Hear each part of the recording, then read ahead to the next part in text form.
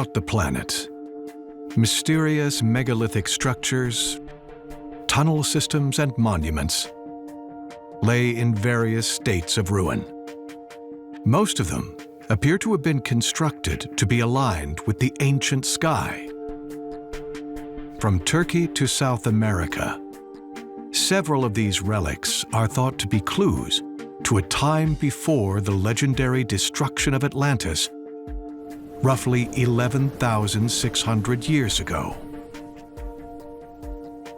These megalithic wonders appear to have been built to survive the great cataclysms that are woven throughout mythology.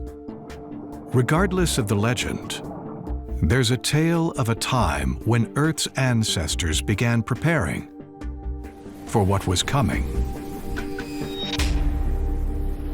So when we talk about the kind of catastrophe on the magnitude and the scale that we're talking about in the Younger Dryas, and we talk about the civilizations that existed during that period of time, if they were not immediately impacted by the event itself, they would have been impacted by the aftermath of the event. How would they have responded? I think we see evidence of that in civilizations and cultures that tried to preserve what it is they had created. They buried what they had created. And we see evidence of this in South America. We see it in Corral in Peru. And very, very specifically, we see it in Göbekli Tepe, where we see the evidence of the circular temples buried intentionally under the earth. This wasn't natural erosion that covered these temples. There was human intervention that covered these intentionally. We can only speculate the reason because they left no written records. Very possibly they covered to preserve what they had created for future generations so that we can see them as we do today.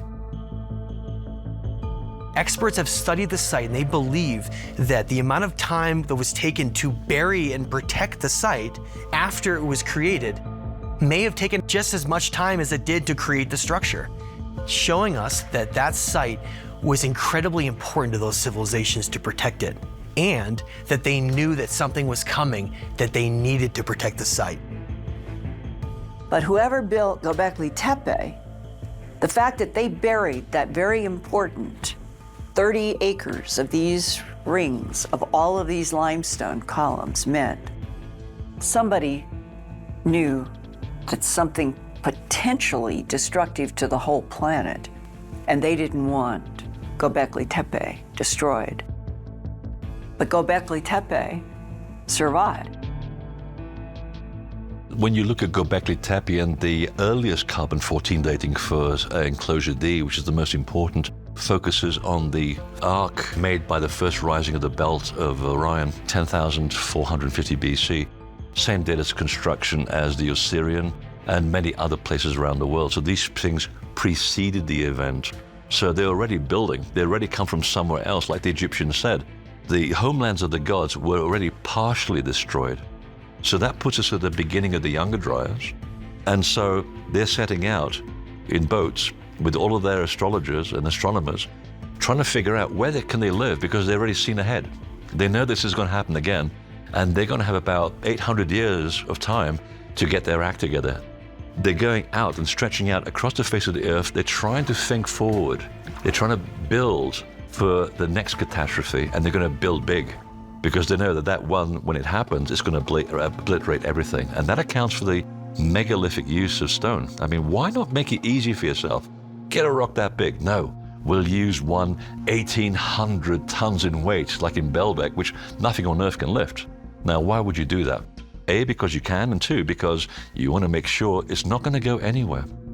So you put all of these ideas together, it becomes very obvious that they're already building to prevent and overcome a future cataclysm, which is already 800 years into the future.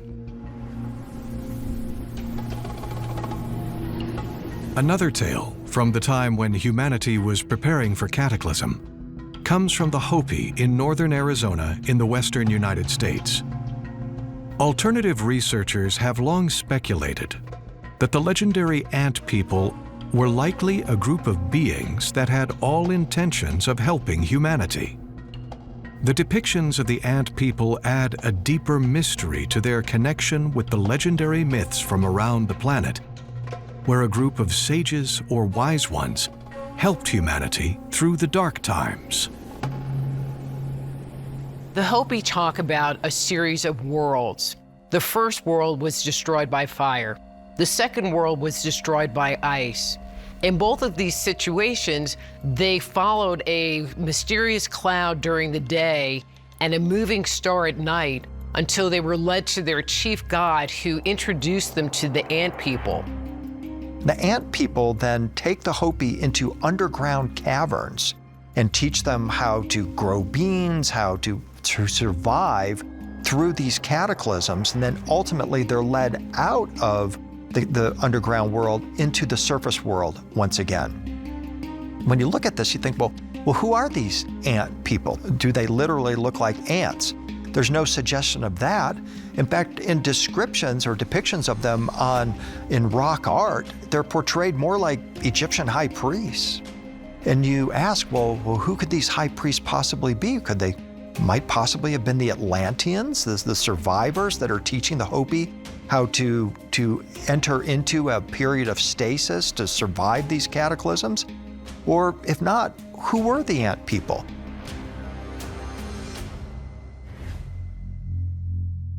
How many of the great flood stories are prefaced by some favored individual being pre-informed of the impending event over and over again?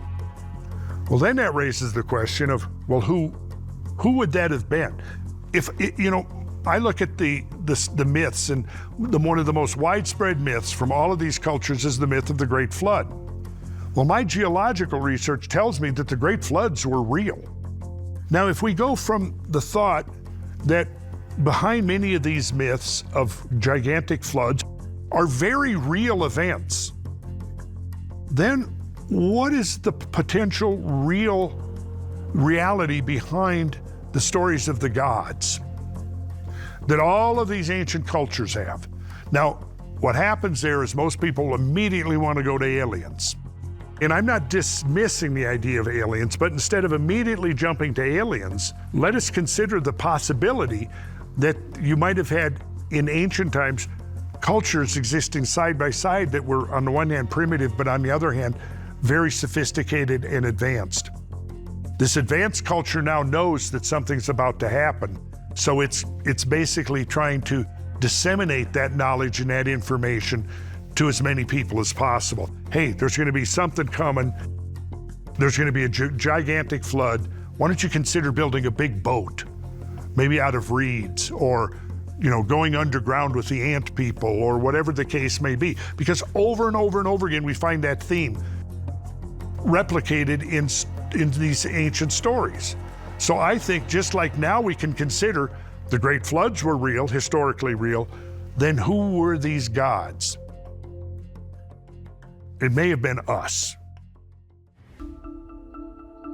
Throughout mythology, there are countless deities devoted to the sun.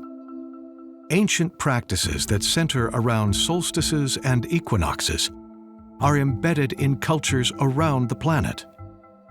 This divine provider of life has been an all-seeing eye throughout Earth's evolution. What happens when we look deeper into the heart of our solar system to understand the increase of catastrophic events at the end of the Younger Dryas? I'm convinced that the Younger Dryas is bracketed by solar outbursts. What I believe all the evidence indicates is that at 9700 BC, there was another major solar outburst. At that point, though, there are not these huge glacial lakes, etc., and that major solar outburst has the opposite effect on the climate. It drives the climate into a warming period. Because when you have these major solar outbursts at the end of the last ice age, huge thunderbolts, they're not atmospheric thunder, they're coming from the sun, and they would literally touch down, melt ice when it hits it, You have incredible flooding on the surface of the Earth. You have increased earthquake activity. You have increased volcanic activity. You have rising sea levels.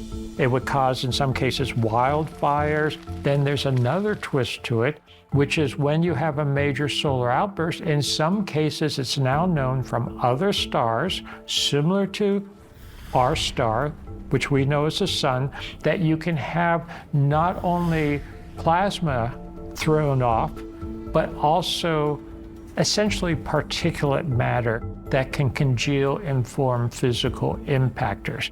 So it starts to get to the point where one and the other are not so diametrically opposed, where evidence for some kind of impactor, evidence for a solar outburst, they overlap. Still, I am 100% convinced that all the evidence, looking at it in its totality, points to major solar outbursts, particularly at 9700 BCE, at the end of the last ice age. When we look at the melting of the Great Ice Sheet Complex, yes, we see melting from the snout, but we also see melting epicenters hundreds, if not even like 1,000 miles up removed from the snout. Like if you think of the ice sheet coming, encroaching upon northern United States, which it did, and we know now that the northern United States is warmer than Canada. Go closer to the poles, the temperature gets colder and colder. During the peak of the Ice Age, you had ice that might have been 2 miles thick over the region of central Canada, Hudson Bay, that reached all the way to the Atlantic Ocean and beyond the present coastline, all the way to the Pacific Ocean, and from the northern United States up to the Arctic Circle. That's a whole lot of ice you got to get rid of. Now, did it shrink back uniformly from the edges? No, it didn't.